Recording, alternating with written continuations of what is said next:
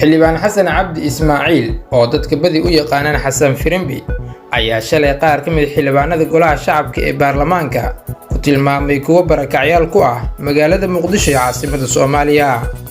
xildhibaanada qaar ayaa dhibsaday ereygaas kadibna waxaa laga codsaday xildhibaan firimbi in uu raaligelin ka bixiyo ereygaas waa uuna ka bixiyay.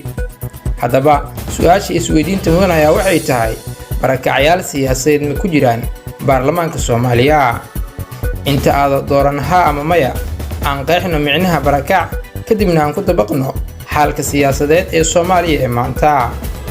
ereyga barakac waxaa loo adeegsadaa muwaadin dalkiisa weli jooga balse weli ay duruufo ay ka eriyeen deegaankii uu ku dhaqanaa.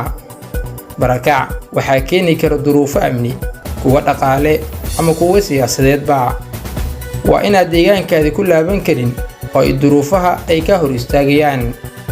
marka siyaasadda Soomaaliya lagu dabaqo xildhibaan walba oo aan tagi karin deegaan doorashadiisa Galmudug, Hirshabeelle, Koonfur Galbeed iyo Jubbaland oo ay weli haysato argagixisada, xildhibaan walbana ay ku matalaan baarlamaanka Soomaaliya kuwaas oo lagu doorto deegaano kale.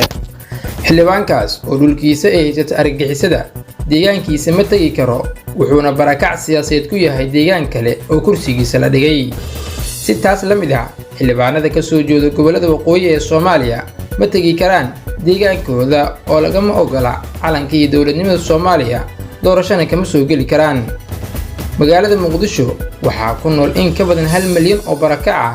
in muwaadiniinta kale loogu yeero barakac xildhibaanka aan deegaankiisa tagi karin lagana soo dooran uu dhibsado ereygaas waxay ku fahansiinaysaa sida siyaasiyiinta Soomaalida isugu dhaafinayaan waaqica dhabta ah. in xaqiiqda laga caroodo waxay ka muhiimsan in laga doodo sida loo soo afjari karo barakac nololeed iyo midka siyaasadeed ee haatan ka jiro geega Soomaalida. haddaba sidee u aragtaa adiga?